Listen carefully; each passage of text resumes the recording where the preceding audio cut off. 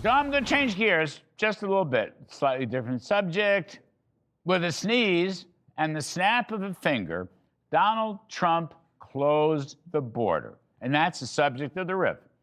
Here's a little nugget that deserves some attention just in case you missed the news today. In President Trump's first year, so far, 2.5 million illegals have left the country. And of those 2.5 million, 1.9 million self-deported. I think the self-deportation number is my favorite number, because always remember that Joe Biden, who let in nearly 11 million illegals, according to the DHS. Anyway, Biden's always telling us he needed new legislation in order to close the border. This, of course, was complete BS. There were plenty of laws that could have been used to close the border, stop the flood of illegals.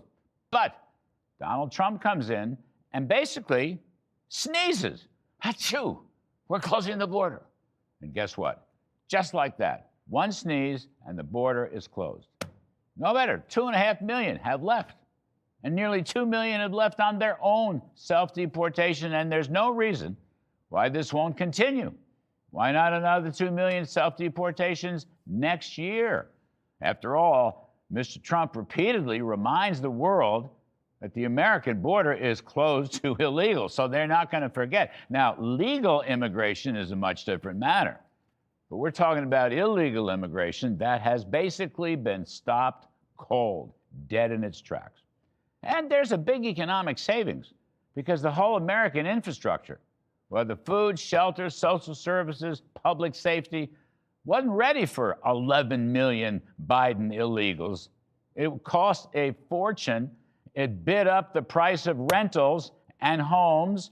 In some cases, it caused massive food shortages. And worst of all, it unleashed a crime wave across the country, from which we are still suffering as a result of Joe Biden's negligence. But back to the good news front. Whether the illegal self-deport or turned out by ICE and other authorities, it takes a lot of economic pressure away. For example, the level of foreign-born workers is falling, while native-born rising significantly. Also, this helps wages, which in turn helps affordability. Also, the upward pressure on rents and home prices is receding, and the cost of shelter in the inflation index is starting to come down. Crime's still a big problem in the blue state sanctuary cities. I'm going to leave that to Tom Homan and his patriotic agents. I know they will succeed. The moral of the story is sometimes a sneeze can be a good thing, and that is the riff.